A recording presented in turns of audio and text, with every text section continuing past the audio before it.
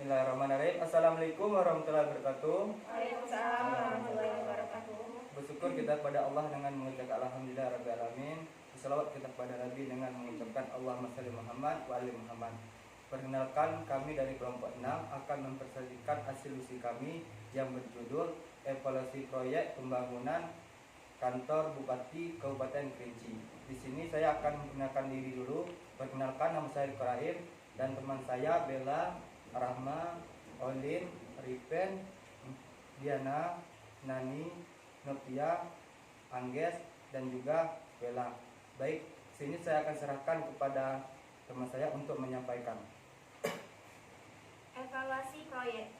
Evaluasi proyek dibutuhkan dalam proyek pembangunan kantor Bupati Kabupaten Kerinci dikarenakan evaluasi ini dibutuhkan untuk mengetahui layak atau tidaknya suatu proyek pembangunan kantor Bupati Kabupaten Kerinci yang dijalankan.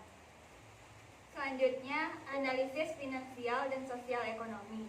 Kantor Bupati Kabupaten Kerinci dibangun pada tahun 2010, tetapi pembangunannya sempat terhenti karena pergantian Bupati Kerinci dan dilanjutkan kembali pada tahun 2020. Proyek tersebut dimiliki pemerintah Kabupaten Kerinci. Proyek pembangunan kantor Bupati memberikan dampak yang baik bagi masyarakat setempat yang memiliki lahan di sekitar kawasan kantor Bupati Kabupaten Kerinci, maka harga jual tanah tersebut akan meningkat. Selanjutnya, shadow price. Kantor Bupati Kerinci ukurannya berkisar 75 kali 70 meter. Dana tahun 2010 5M, dana tahun 2020 3M. Dana yang ada digunakan untuk pembelian bahan dan alat maupun gaji pekerja dalam proses pembangunan proyek kantor Bupati Kabupaten Kerinci. Kemudian ada eksternalitas.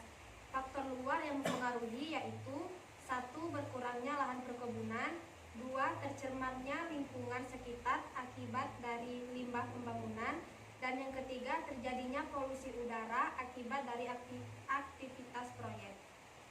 Bentuk dan manfaat studi kelayakan dan evaluasi proyek. 1. Tersedianya banyak lapangan pekerjaan. 2. Harga jual tanah di sekitar kantor Bupati Kabupaten Kerinci meningkat. Kemudian present value, nilai saat ini dari jumlah uang atau arus kas masa depan atau future cash flow dengan tingkat pengembalian rate of return tertentu. Rumus yang digunakan PV sama dengan FP dikali 1 dibagi 1 tambah R pangkat N. Diketahui dalam proyek pembangunan kantor Bupati Kerinci, PV sama dengan 60 miliar rupiah dikali 1 dibagi 1 tambah 1,96% dikali 10 dengan hasil 50 miliar 167 juta 224.080 rupiah. Selanjutnya, teori lokasi, yaitu 1. Ongkos angkut. Ongkos angkut merupakan faktor atau variabel utama yang sangat penting dalam pemilihan lokasi dari suatu kegiatan ekonomi. Dan lokasi kantor Bupati Kabupaten Kerinci sedikit jauh dari pemukiman warga. 2. Perbedaan upah antar wilayah.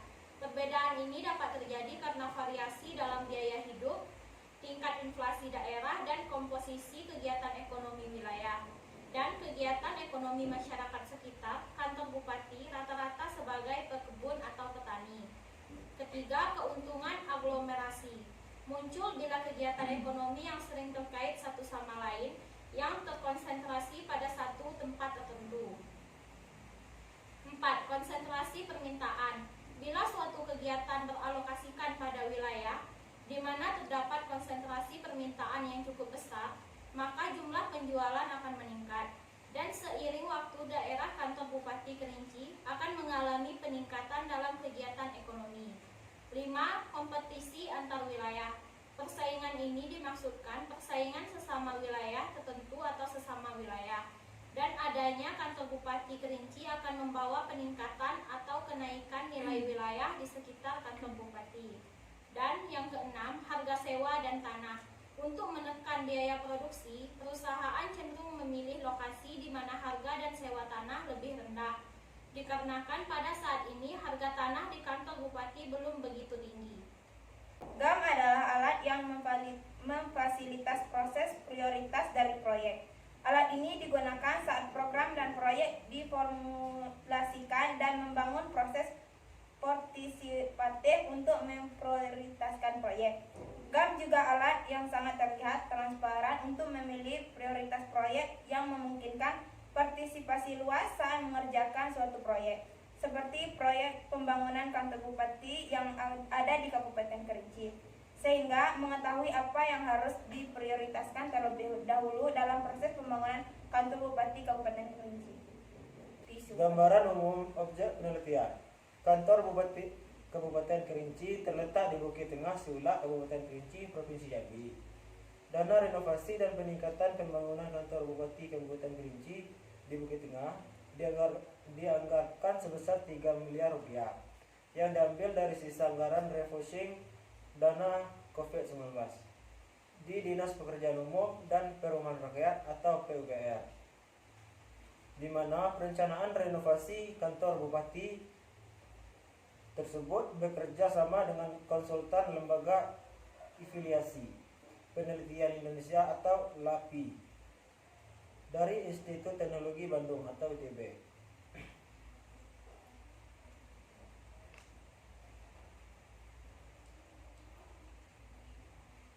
Kantor Bupati Kabupaten Kerinci memiliki luas 75 kali 70 meter persegi. Dan saat ini kantor Bupati Kabupaten Kerinci belum mencapai tahap selesai, tetapi masih dalam proses pembangunan. Kantor ini memiliki 3 lantai, tetapi yang sudah selesai baru 2 lantai. Gagalnya rencana kelanjutan proses pembangunan kantor Bupati Kabupaten Kerinci yang mencapai 2 kali tersebut dikarenakan beberapa kendala, di antaranya adanya proses hukum yang harus diselesaikan, munculnya penyebaran COVID-19 di Indonesia termasuk Kabupaten Kerinci, dan juga Dinas PUPR baru menerima rancangan dari LAPI pada pertengahan Agustus 2020. Kantor ini diperkirakan akan beroperasi pada tahun 2021. Itulah hasil dan gambaran dari presentasi kami. Jika terdapat kesalahan dan kekurangan maupun kehilafan, kami mohon maaf. Kami tutup dengan Assalamualaikum warahmatullahi wabarakatuh.